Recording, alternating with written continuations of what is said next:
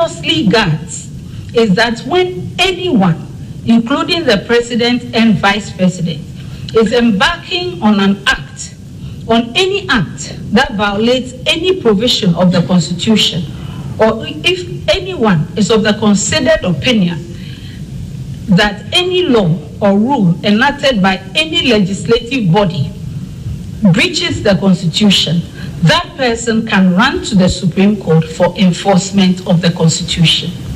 That person does not even need to be directly affected by that act or law. This Supreme Court regularly exercises this original and exclusive jurisdiction for citizens of this country. Second, Article 130 provides, 131, subject to the jurisdiction of the High Court in the enforcement of the fundamental human rights and freedoms as provided in Article 33 of this Constitution, the Supreme Court shall have exclusive original jurisdiction and in A, all matters relating to the enforcement or interpretation of this Constitution. All matters arising as to whether an enactment was made in excess of the powers conferred on Parliament or any other authority or persons by law or under this Constitution. Where an issue that relates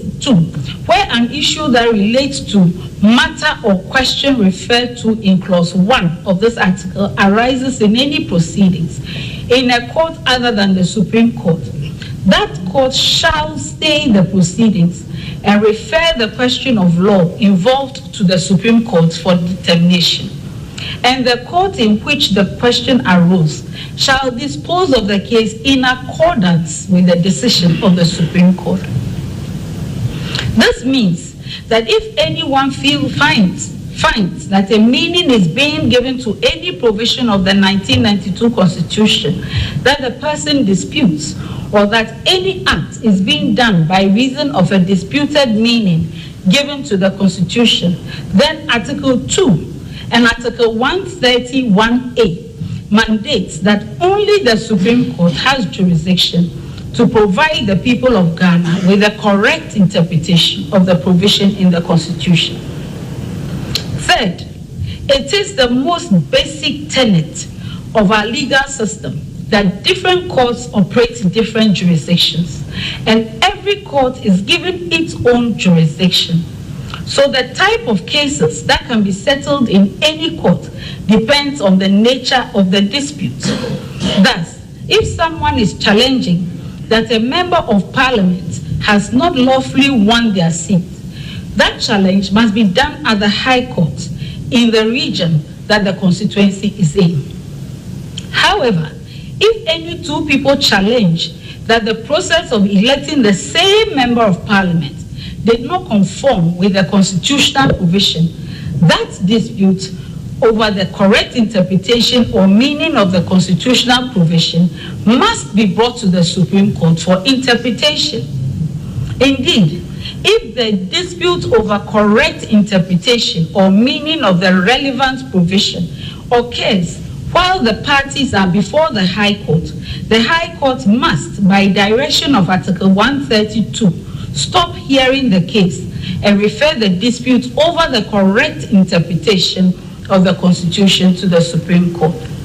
There are many cases on this manner of resolving disputes requiring constitutional interpretation, including ex parte Zanetto Rawlings, citation provided.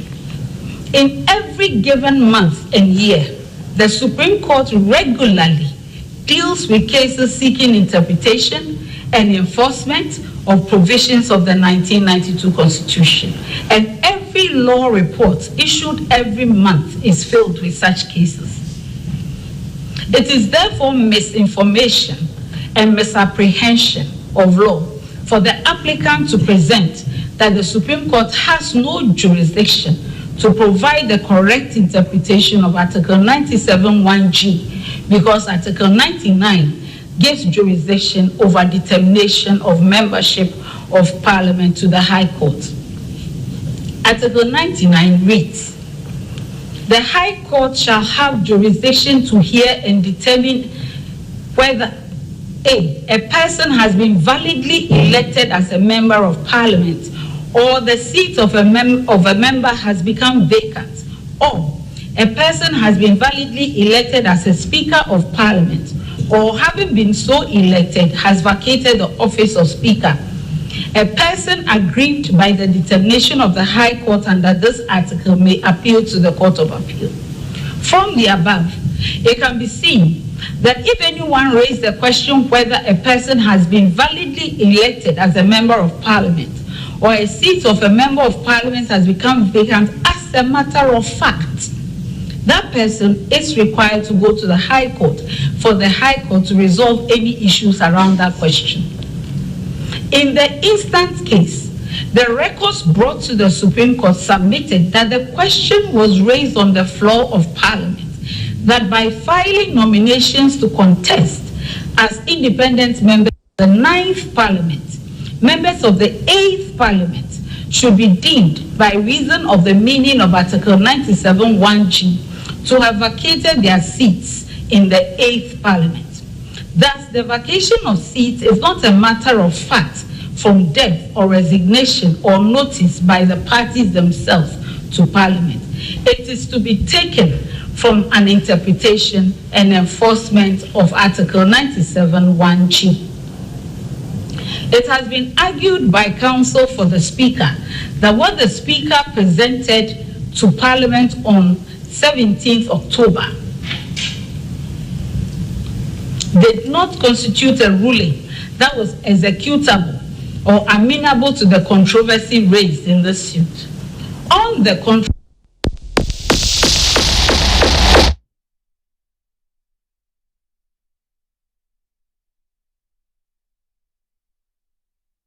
we apologize for that, but that was the Chief Justice, Gertrude Torkornoo, giving out the ruling regarding the application by the Speaker of Parliament, Bagbin. We'll be working the lines to take you back to the Supreme Court so that we can all listen in to that ruling as delivered by the CJ. I don't know, but without prejudice. Without prejudice. She's only setting the basis to make a determination. Right. We don't know where it will head. Because I've sat in court and listened to rulings and... Right. Hansen, let's go back to the Supreme Court. We are back. Let's hear from the CJ. In this House any longer, the House is accordingly informed, unquote. These are words that affect the rights of these MPs to remain in Parliament and the rights of their constituents to their representation.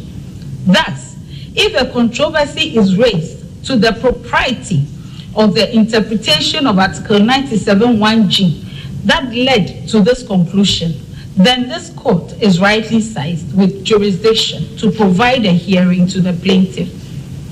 According to the plaintiff, the Speaker's interpretation of Article 97(1)(g) was wrong, because he, the plaintiff, also interpreted Article 97(1)(g) as affecting members of Parliament who wanted to change party affiliation. He also interpreted it as affecting the status of parliamentarians in the next Parliament, and not while sitting in the 8th Parliament. These and others are the disputed interpretations that the plaintiff presented to the Supreme Court to give the nation the correct meaning of. For the sake of the record, we set out Article 97(1). A member of Parliament shall vacate his seat in Parliament upon a dissolution of Parliament, or if he is elected as Speaker of Parliament, or if he is absent without permission in writing of the Speaker and he is unable to offer a reasonable explanation to the Parliamentary Committee on Privileges from 15 sittings of a meeting of Parliament during any period that Parliament has been summoned to meet and continues to meet.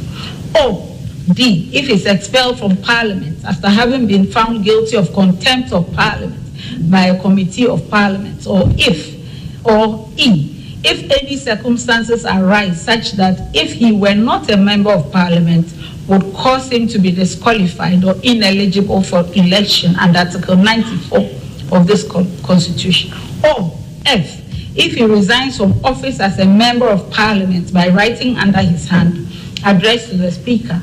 Or G, if he leaves the party of which he was a member at the time of his election to parliament to join another party, or seeks to remain in parliament as an independent member.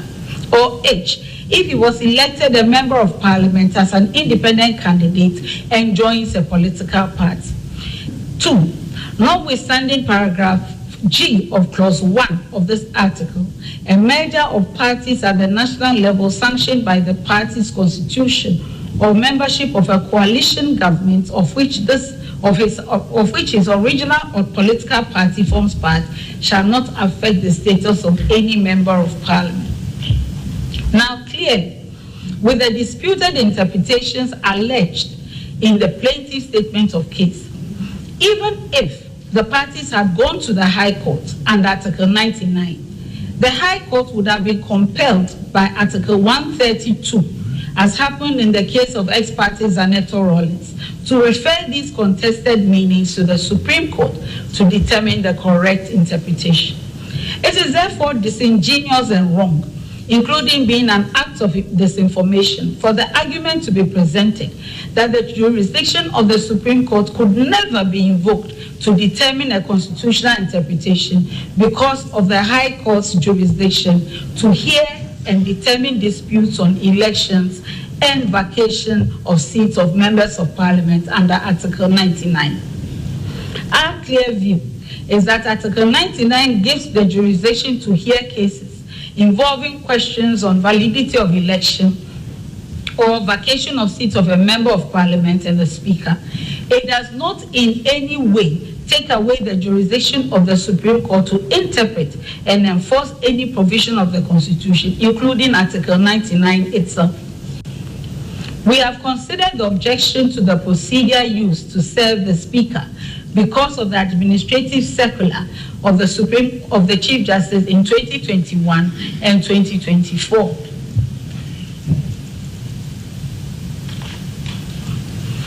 We are satisfied that administrative procedures cannot override the potency of legality, and every procedure used by the Supreme Court to serve the processes of the Speaker of Parliament were actually in conformity with law and the circulars issued by the Chief Justices in 2021 and 2024.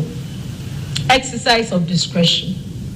The Speaker of Parliament is urging that the Supreme Court breach the rules of natural justice and rules prescribing the manner for exercising discretion in the orders made on 18th October 2024 in hearing the application ex parte and granting orders to stay execution of the Speaker's ruling pending the resolution of the suit.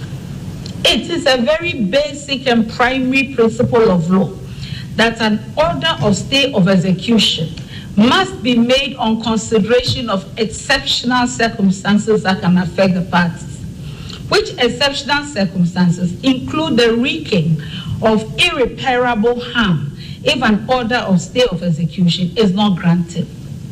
In the ruling of the Supreme Court on 18th October 2024, the Supreme Court was very clear that its orders were being made because of the exceptional circumstances that would flow from the effect of the ruling of the Speaker of Parliament declaring the 4 seats vacant and a determination not to allow the MPs to remain in Parliament. What are some of the effects that weighed on our minds as exceptional circumstances that were alluded to in the ruling? The 4 constituencies of Amenfi Central, Fomena, Aguna West, and Suhum in the Western region, Ashanti region, Central region, and Eastern regions of Parliament are made up of hundreds of thousands of Ghanaians who had queued to elect these members of Parliament to represent their interests in Parliament as their voices. By declaring that their duly elected representatives in Parliament had vacated their seats for acts that were interpreted within the light of Article 97(1)(g) by the Speaker, the Speaker was actually enforcing this interpretation of Article 97(1)(g) against those hundreds of thousands of Ghanaians. and not just the 4 people that sit in Parliament. He was also doing so at a time that from the official records of Parliament presented to the Supreme Court, the Speaker knew that a contrary interpretation was being placed on the same constitutional provision and that the Supreme Court's jurisdiction had been invoked to provide the correct interpretation. By reason of law, there could be no by-election to replace these elected representatives between 17th October 2024 and 7th January 2025. So, 7th January 2025. 2025. So these Ghanaians would have been left without a voice and representation in Parliament from 18th October 2024 until 7th January 2025, when the 9th Parliament can be duly constituted in Ghana. This exceptional circumstance arising from the outcome of the ruling weighed on the mind of the Supreme Court to grant an order directing a stay of execution of the ruling of the Speaker on 17th October 2024. Second, the effect of this ruling would be that the salaries, allowances, and other emoluments of these members of Parliament would have had to stop being paid immediately. They would have had to vacate their offices in Parliament and cease functioning on any committee of Parliament that they were serving on. If any of them was a minister or deputy minister and had been appointed as such by reason of being members of Parliament, the ruling that they had vacated their seats could have brought those duties to an immediate halt. Indeed, one of the 4 members of Parliament is the current second deputy Speaker of Parliament. The Supreme Court was very clear that these outcomes that could cause irreparable harm to the constituencies in issue and the MPs themselves constituted exceptional circumstances to warrant a halt of the ruling of the Speaker until the controversy raised had been resolved.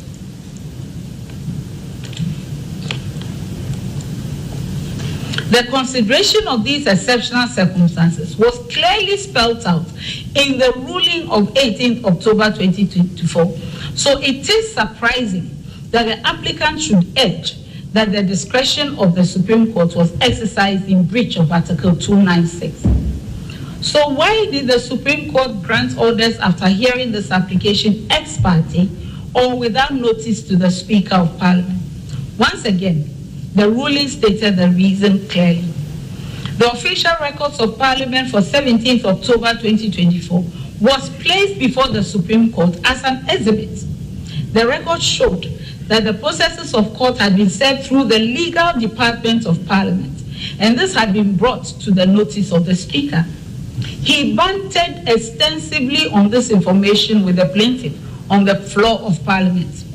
And the Speaker's only reason for choosing to quarrel with the summons from the Supreme Court, an application for injunction to restrain him from ruling on a matter premised on interpretation of Article 97(1)(g), was that as Speaker, he was only supposed to be served with court processes on Monday. This is an unfortunate interpretation of the first column of the circular referred to, because this circular provides for the Speaker of Parliament to be served personally on Mondays and through the legal department of Parliament on any day.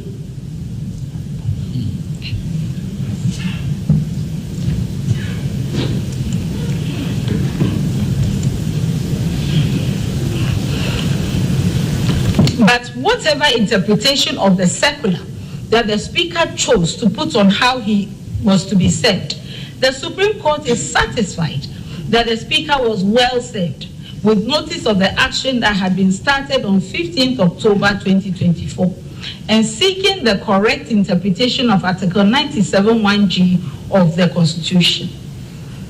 He was well served before he delivered his ruling on 17th October 2024 that would lead to the exceptional circumstances enumerated herein. And the Supreme Court carries the constitutional obligation to give the correct interpretation of Article 97(1)(g) for its enforcement, if need be, by the High Court or any person that the interpretation comes to. Hence, the scope of the orders made to stay enforcement of the Speaker's interpretation of Article 97(1)(g).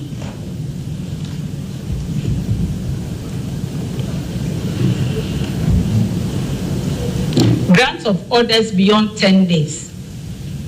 The Speaker's lawyer urges that because of Order 25 Rule 18 of the High Court Civil Procedure Rules 2004, CI 47, that enjoins High Courts to grant injunctions and other preservation orders for 10 days in the first instance if heard ex parte, and without notice to one party summoned before the court.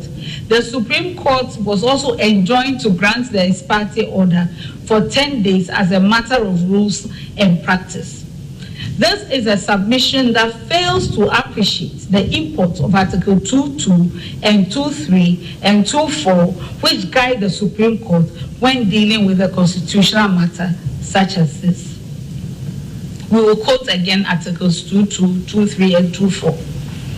The Supreme Court shall, for the purposes of a declaration under clause 1 of this article, make such orders and give such directions as it may consider appropriate for giving effect or enabling effect to be given to declarations so made.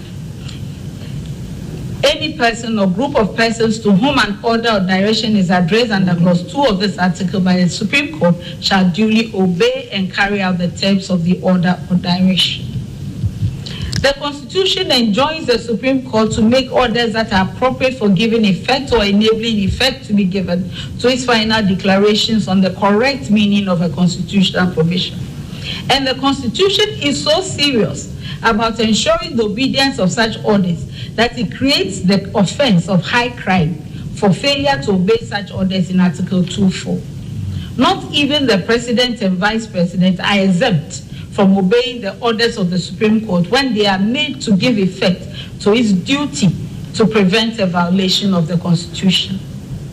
Because of the irreparable harm to the constituencies made up of hundreds of thousands of Ghanaians who would have lost their MPs without the option of a by-election, and the irreparable harm to the MPs who would have lost their seats in Parliament in these last few weeks to the 7th December elections, if the meaning put on Article 97(1)(g) by the Speaker was enforced without a clear determination of the disputes around it, this court found it expedient to compel the parties to allow an early hearing rather than make an order that would last only 10 days. This is the reason for the Supreme Court's orders abridging the 14 days allowed for defending a constitutional action through a statement of case and directing the parties to file their respective statements of cases within 7 days and present the issues for resolution immediately thereafter. If the parties had complied with the court's orders, this would have taken all of the 10 days the applicant urges an ex parte order ought to last. Compliance would also have enabled this court to dispose of this case by this week, including the question of whether the suit is competent in form or the jurisdiction of this court has been properly invoked. It is important, and the question of whether the jurisdiction has been properly invoked is different from whether the jurisdiction exists. It's a different legal question.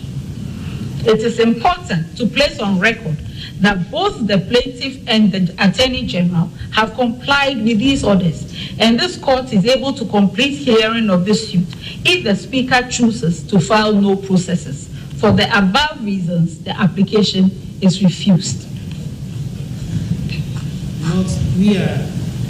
Lord, we are extremely grateful. Ask the court, please, my lord. So, Mr. I'm also grateful. So, Mr. Sorry, will you be filing anything? Or should we hear without you?